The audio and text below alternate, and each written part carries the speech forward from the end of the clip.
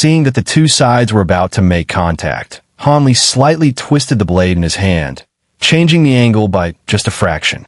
Yes, only that tiny change, but in Dr. Mo's eyes, it triggered a heaven-shaking transformation. Dr. Mo suddenly felt a flash before his eyes, as more than a dozen blinding spheres of white light abruptly appeared. The light was intensely bright, with no restraint, reflecting directly into his eyes. Alarmed, he cried inwardly, "Not good," and hurriedly retreated while immediately closing his eyelids, but it was already too late. The white light had already entered his vision in an instant, leaving him no chance to react. Dr. Mo immediately felt a burning sensation in his eyes, followed by intense soreness in his eyeballs. Tears poured out uncontrollably. He had no time to wipe them away and forced himself to open his eyes despite the discomfort, only to see a world of white haze. Not only could he not clearly see objects, even their outlines had become blurred, illusory, and indistinct. At this moment, his heart was filled with shock and fury, regretting that he had once again fallen for the other party's scheme by carelessness. However, Dr. Mo had long been experienced in the martial world and was well versed in handling various dangers. While continuously retreating to widen the distance and buy time, he also drew back both palms and waved them rapidly in front of him, relying on his invulnerable demon silver hand to protect the vital areas of his upper body. He had already made up his mind. Until his vision returned to normal, he would not take the initiative to attack again. All offensives would wait until he could see clearly again, so as to avoid falling into that cunning brat's trap once more. At this point, Dr. Mo had long since cast aside his earlier contempt. This battle with Han Li was no less dangerous than his life-and-death duels with powerful enemies in his younger years. Although he could not see the opponent's movements, he pricked up his ears and focused intently, trying to determine the next move from the sound alone. He vaguely saw a human shadow flicker in front of him, followed immediately by a sharp sound carrying a cold gust of wind, attacking from straight ahead. Faced with Han Li's assassination attempt, Dr. Mo was not panicked. Instead, he felt a surge of joy. The opponent's methods were indeed somewhat immature. If he had hidden an ambush without making a sound, he might have been truly troubled. But such a brazen frontal attack, what was there to fear? He had long since mastered the skill of discerning sounds and wind, not to mention a straight stab with a short sword. Even a thin embroidery needle, he could hear it clearly. Dr. Mo heard everything clearly, but deliberately slowed his response, exposing a small opening in front of him. As expected, the attacking sound immediately changed direction and slipped into that gap, heading straight for his throat. Dr. Mo let out a sinister smile. His right hand, long prepared, suddenly struck like lightning, gripping the blade tightly without the slightest fear of its sharp edge. The opponent clearly realized something was wrong and forcefully tried to pull the short sword back several times. But under the control of the demon's silver hand, it could not move at all. Completely futile effort. Dr. Mo felt a trace of satisfaction, but he did not dare to be careless. Fearing the opponent might realize and let go to escape, he ignored the fact that his vision had not yet recovered and suddenly exerted full strength with one hand, pulling the short sword toward himself, intending to drag Han Li over and subdue him personally. Yet he only felt the weapon in his hand become unexpectedly light, as if it weighed nothing at all. He was greatly shocked. He was clearly still holding the blade, so how could it suddenly become so light? Even if Han Li had let go, it should not feel this weightless. Before Dr. Mo could figure out, a sharp tearing sound suddenly erupted a few inches in front of his throat. It seemed that a thin, sharp object was piercing toward him at an extraordinary speed.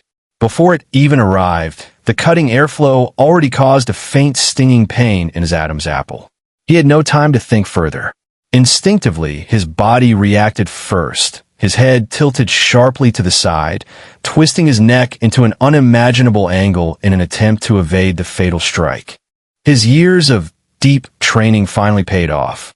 Dr. Mo only felt a chill on his neck as the sharp object brushed past, merely grazing the skin and causing no serious injury. After dodging the attack, fearing further tricks from the opponent, he did not hesitate. He imitated Han Li's earlier escape tactic, throwing himself to the ground and rolling away in a desperate tumble, putting distance between them before daring to stand up again. Once upright, Dr. Mo felt a burning pain on his neck. He touched the wound and found his hand wet. Clearly he had bled quite a bit. He quickly sealed the nearby blood vessels with 2 fingers, finally stopping the bleeding. At this moment, he finally felt a surge of lingering fear. He realized that the earlier attack should have been impossible to dodge, yet his body's instinctive, extraordinary reaction had somehow allowed him to narrowly escape disaster. Thinking of this, Dr. Mo couldn't help but look up at Han Li.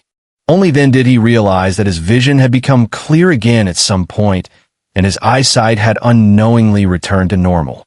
He saw Han Li glaring at him with an unwilling expression, clearly still resentful that his opponent had once again escaped death. In Han Li's hand was a sharp weapon about an inch long. From its shape, it looked like an extremely short awl. However, the handle was still that of a sword, making the overall appearance somewhat strange. It was stained with blood, the very weapon that had injured Dr. Mo. Dr. Mo's expression was cold and dark, his eyes filled with rage. He had been repeatedly brought to the brink of death and was no longer able to contain his anger, about to erupt, when he suddenly realized his right hand seemed to still be holding something. Looking down, he saw a blade without a hilt, light and floating in his grasp. Upon closer inspection, he suddenly understood. The blade was hollow. Judging from the size and shape of the cavity, the hidden object inside was precisely that pointed awl. The blade was nothing more than a deceptive shell covering the awl. Instantly, all his rage was extinguished by this unexpected discovery. At this moment, Dr. Mo recalled how, when he first entered the room, Han Li had insisted that he not close the door. It now seemed that Han Li had already laid the groundwork for using sunlight reflection at that time. Despite his young age, he had devised such a thorough and vicious layered trap, causing this seasoned veteran to fall headlong into it and nearly be unable to recover. His scheming was far too deep to match his age and experience. Could he truly be a natural genius, a prodigy reborn? The more he thought about it, the more frightened he became, cold sweat continuously breaking out all over his body. After this setback, Dr. Mo's fear of Han Li grew even stronger. He faced Han Li with extreme caution, not daring to act rashly for the moment. As for Han Li, for some reason, he simply stared at Dr. Mo without any intention of attacking.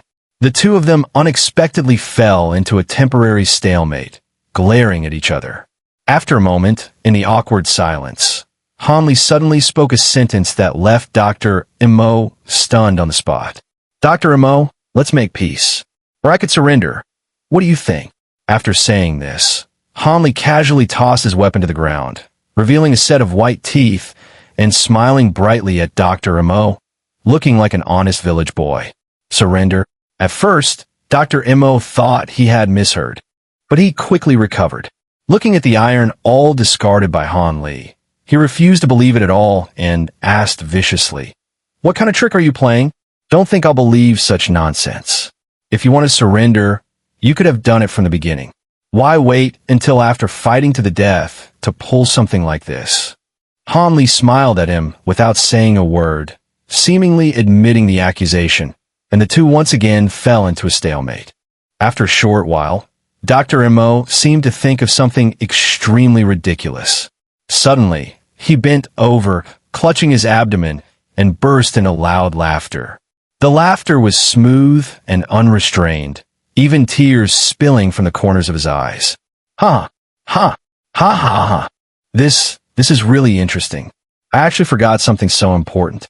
I really ended up exchanging blows with you head on, Dr. Mo said vaguely between broken bursts of laughter. Han Li frowned slightly, but quickly relaxed again. He glanced out the window, the smile at the corner of his mouth deepening, and spoke calmly. Dr. Mo, don't you think we've delayed things long enough? It's time for this to end. Dr. M.O. paused his laughter, slowly straightened up, and composed his expression. After a moment, he replied coldly, "I also think it's time to end all of this." Both of them suddenly appeared confident and assured, as if each had found a hidden trump card capable of subduing the other. After a brief silence, Han Li spoke first again. Confident in what he had, he believed it would force Dr. M.O. to back down. "Dr. M.O., do you know? Your life is already in my hands." Upon hearing this, Dr. M.O. sneered, his face full of disbelief. "My life is in your hands. You don't feel anything unusual about your wound?" Han Li asked calmly. "Nonsense. I clearly saw it. The blade of your short sword didn't even—" Dr. M.O. began to retort. But halfway through, his expression suddenly changed drastically as he realized that what had injured him was not the short sword, but the hidden point at all. "It seems I don't need to say much. Dr. M.O., you already understand what I mean." Han Li smiled as he looked at the other party. "So what if that's the case? Don't forget, your pharmaceutical techniques were all taught by me. What poison could I not neutralize?" Dr. M.O. quickly regained his composure and said calmly, "I forgot to mention, what I coated on my weapon is entangling fragrance." Entangling fragrance? Dr. M.O. let out a low cry of shock, clearly caught completely off guard. "That's right. I'm sure Dr. M.O. also knows how formidable this substance is," Han Li said leisurely in a teasing tone. "Nonsense. How could you possibly prepare such a poison? I never leaked even a single bit of its formula." On the surface, Dr. M.O. still forced himself to remain steady, as if he refused to believe Han Li's words. But from a strange sensation at the wound, he had already confirmed it by 80 to 90%. Seeing that Dr. M.O. still refused to yield verbally, Han Li sighed and had no choice but to explain, "Old man, don't forget, your medical texts were completely open to me back then. This formula was hidden inside a rather obscure medical book. If I hadn't read carefully, I might really have missed it."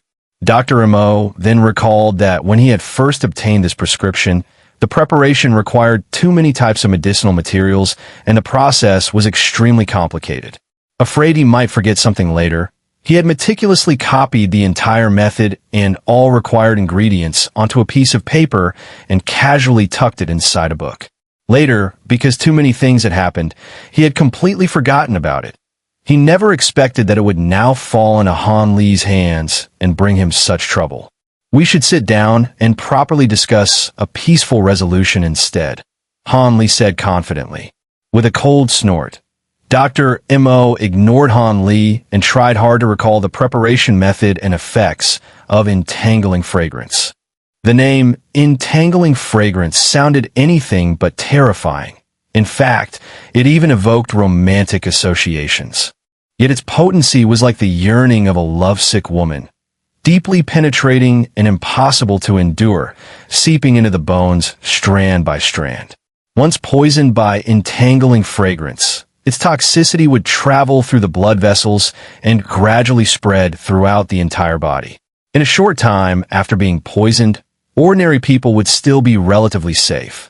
But for martial artists, it was a lethal threat.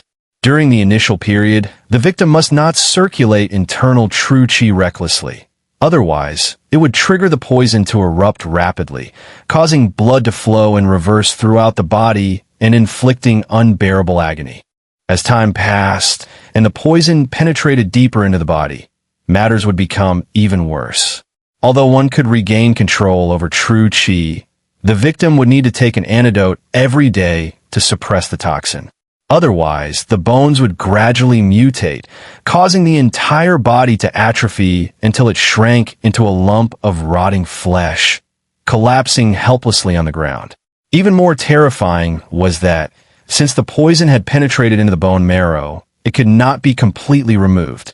One could only rely on long-term medication to suppress it, preventing it from flaring up, like threads of longing entwining the body, accompanying one for life, never separating. The materials used to refine this poison were extremely varied, many of which could be substituted. Although the final effect would be similar, The exact toxicity varied, depending on the practitioner, making it unpredictable. Naturally, the antidote would also differ. Only the person who created the poison could prescribe a targeted cure to suppress it. Even if others knew the formula for entangling fragrance, they would still be unable to prepare an antidote. In this way, the life of the poisoned person was completely in the hands of the poisoner, forced to obey without resistance. Dr. Imo filtered through his memories of entangling fragrance and immediately understood why Han Li was so confident. He sneered inwardly, his expression unchanged, and said calmly, "Is this your final trump card? Kid, if you have no other tricks, then obediently surrender." Han Li's heart sank, seeing that Dr. Imo showed no change in expression and seemed completely unmoved by the threat. He knew he had likely overlooked something. It was clear that Dr. Imo truly did not take this poison seriously. Even with entangling fragrance in his body, he showed not the slightest concern. Because of this, Han Li understood that he was at a severe disadvantage. The opponent seemed to have absolute confidence in capturing him. Seeing Han Li fall silent, Dr. Imo let out a sinister chuckle. A flash of cunning appeared in his eyes as he suddenly shouted, "Iron Slave, take him down."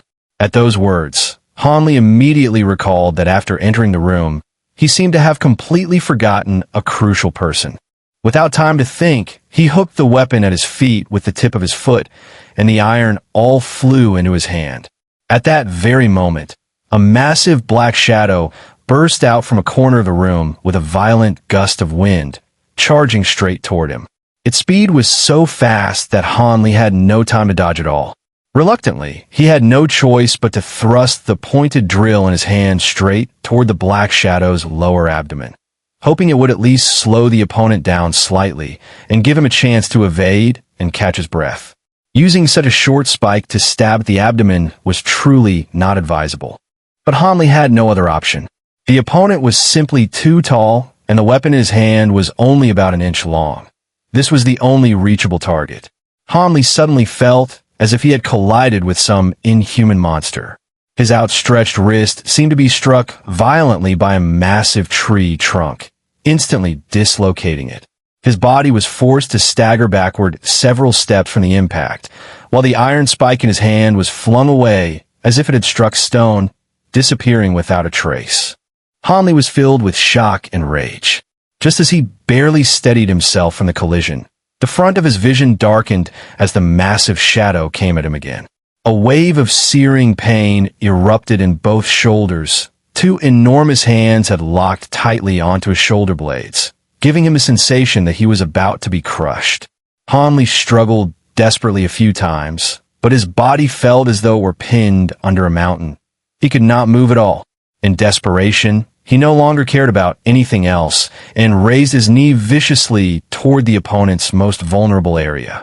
With a miserable cry, Han Li broke out in a cold sweat. The opponent's fatal region was also incredibly hard. His kneecap felt as if an egg had smashed against a rock, as though it had shattered into several pieces. However, this action seemed to enrage the opponent. The giant hands on his shoulders suddenly exerted even greater force, causing Han Li so much pain that he nearly fainted, and his entire body went limp and collapsed to the ground. "Be gentler, Tai Nu. I still have use for this man." At this life-threatening moment, Dr. Mo's reprimanding voice rang out. As the voice fell, Han Li felt the pressure on his shoulders lighten, and the pain greatly subsided. He finally let out a breath of relief, for the first time finding Dr. Mo's voice strangely pleasant to hear. But in his relief, the long-standing doubts in his heart grew even stronger. From the very beginning, Han Li had noticed that for some unknown reason, Dr. Imo always showed restraint at critical moments, as if afraid of seriously injuring him. He naturally did not believe this was kindness. There must be some hidden, unspeakable reason that made the other party hesitant to go all out. Otherwise, he would not have been entangled like this until now. Silently, Han Li made up his mind to take full advantage of this point to bargain with the other party and find a way to escape from his grasp. Dr. Imo walked up to him. Seemingly seeing through his thoughts, A mocking expression flashed across his face. He first felt at Han Li's chest and retrieved a chest protector from it, slightly surprised. So it was this item that had blocked his acupoint sealing strike. He shook his head lightly without saying anything, then took out a rectangular yellow wooden box from his robes. The box was exquisitely crafted, carved with dragons and phoenixes, clearly an item of great value rarely seen in ordinary households. In front of Han Li, Dr. Imo solemnly opened the lid. Inside were several identical silver blades. These blades had a strange shape, neither quite like knives nor swords. Their bodies were curved into a crescent shape, and their size was similar to daggers, making them quite unusual. When Dr. Imo took one silver blade out of the box, Han Li finally noticed how extremely thin it was, like a sheet of paper. Cold light flowed and flickered across its surface, making it seem incomparably sharp. It must be effortless to cut through flesh and bone, as easy as cutting cloth. Even more strangely, at the end of the handle was inlaid a ghostly head with closed eyes, green-faced, fanged, with horns growing from its head, looking extremely ferocious. Dr. Imo held the strange blade and glanced at Han Li with a meaningful sideways look from the corner of his eye. This action made Han Li feel a chill run down his spine. Could it be that his worst fear had come true? That the other party intended to use this strange blade to dismember him? Han Li's face turned slightly pale as he watched Dr. Imo slowly raise the weapon high. Under the sunlight, the blade shimmered with a cold glow, making its sharpness even more apparent. Panic began to rise in his heart, but reason told him that since the other party had gone to such lengths to capture him alive, they would not simply kill him without explanation. This was likely only intimidation. Thus, even as the blade slowly descended from above, aimed straight at him, he remained silent and barely maintained his composure. Only when the edge of the blade was less than half an inch from his head, and even his hair tips could feel the chilling cold, did he slowly close his eyes. A faint trace of regret flickered through his heart. Is the other party really going to kill me? If I had known, I should have begged for mercy earlier. Perhaps there would still be a chance of survival. I'm still so young. I truly don't want to die like this. I wonder if my parents at home will be saddened upon hearing of my death, and whether they will regret sending me to the Seven Mysteries sect. At this life and death critical moment, Han Li's mind was suddenly flooded with distracting thoughts. Countless ideas surged up in his heart, as if in this instant he had experienced the joys and sorrows of an entire life, gaining profound insight into matters of life and death. A pu-chi, sound of a sharp blade piercing flesh rang out. Han Li's body trembled slightly, but then he became startled. He felt no pain whatsoever. What is going on? He opened his eyes in astonishment. The moment he opened them, Han Li was stunned. He saw, in disbelief, that the strange blade had actually pierced Dr. Mo's own shoulder, sinking deep into his body, leaving only the hilt exposed and trembling slightly outside. Perhaps because the blade was too sharp, not a single drop of blood had emerged, making the scene eerily strange. While Han Li was still staring in shock, Dr. Imo unexpectedly praised him instead. "'Tis TSK? Kid, you really do have some courage. Even with a blade at your neck, you didn't beg for mercy. Impressive.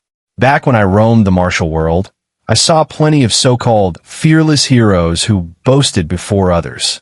But once they fell into my hands and were threatened a little, they all turned into cowards, kneeling and begging for mercy, showing nothing but their fear of death." Han Li was completely dumbfounded, tongue-tied, unsure how to respond. In fact, he had almost made a fool of himself earlier. He had barely managed to hold himself together the entire time, and at the very end still clung to a trace of hope, thinking the other party would not actually make a move against him. Thus he managed to get through it. Moreover, he was too thin-skinned to suddenly change his attitude and grovel in submission. Faced with Dr. Mo's repeated praise, Han Li naturally did not bother to explain, but inside he was filled with mixed feelings. He could not tell whether he should be happy or dismayed. While Han Li was lost in thought, Dr. Mo had already swiftly inserted several other strange blades into different parts of his body, each one leaving only a hilt shaped like a ghostly head exposed outside. When Han Li came back to his senses, he was horrified to discover that there were a total of 7 blades, each piercing Dr. Mo at different locations: his shoulders, legs, lower abdomen, chest, and other vital areas. From a distance, he looked as though he had been dismembered by chaotic blades. Seeing this, Han Li felt both amused and shocked. He knew that such self-inflicted injuries likely meant the other party was performing some extremely powerful technique, though he did not know whether it was meant to deal with him. After inserting the strange blades, Dr. Mo stopped speaking. Instead, he bent his body and sat cross-legged facing Han Li, closed his eyes, and entered a meditative state, no longer paying attention to anything outside. A thought stirred in Han Li's mind. This was a rare chance to escape. He tried to move his limbs, but the moment he shifted even slightly, his shoulders sank heavily, and he was immediately unable to move again. He let out a bitter smile. How had he forgotten about that giant man? With him standing guard without leaving even half a step, how could he possibly have a chance to escape? It seemed Dr. Mo had already considered everything before entering meditation, completely unconcerned about any tricks he might try. That giant man, known as Tai Nu, was also an utterly strange being. Just like Dr. Mo's demon silver hand, his entire body was impervious to blades and weapons, even in the most vulnerable male areas. Today, he was completely at the mercy of them both. While Han Li was inwardly cursing the giant man, the other person before him began to undergo a bizarre transformation. Dr. Mo's face started twitching repeatedly, his entire body trembling non-stop. His features distorted under convulsing muscles, as though he were enduring immense pain. Combined with the several blades embedded in his body, the sight was sinister and horrifying, as if a cold, chilling aura were slowly rising within the room. Suddenly, Dr. Mo stopped twitching and trembling. From deep within his throat came a low, guttural roar, filled with primal beast-like savagery. In that instant, Dr. Mo no longer seemed like an old man, but rather a fierce beast that had just burst out from the mountains and forests. What followed was even more terrifying. The ghostly mist that had once appeared on Dr. Mo's face a year ago emerged once again. This ghostly mist was completely different from before, far thicker and far darker. Once it enveloped his face, it was like an ink-black mask covering his true appearance. The tendrils that occasionally formed from the ghostly mist had also undergone a drastic transformation. The faintly flowing black haze on them was smooth and glossy, almost tangible, as if they had become real entities. They writhed and surged across Dr. Mo's face in wild, unrestrained motion. Dr. Mo's hands formed a lotus-like shape as he executed a strange hand seal, his lips moving as though chanting something. However, his voice was too soft for Han Li to hear clearly. With this inexplicable action, the mist on his face seemed to become enraged, like cold water poured into a boiling oil pan. It began to churn violently, with even more fine tendrils extending outward, bearing their fangs and claws in a threatening display, as if trying to stop Dr. Mo from continuing his actions. Just as the black mist grew at its densest, Dr. Mo opened his eyes. Even through the thick layer of black fog, Han Li could still see a sharp, piercing light in them. 7 ghosts, soul, devouring art. Dr. Mo shouted loudly, calling out the name of the secret technique he was using.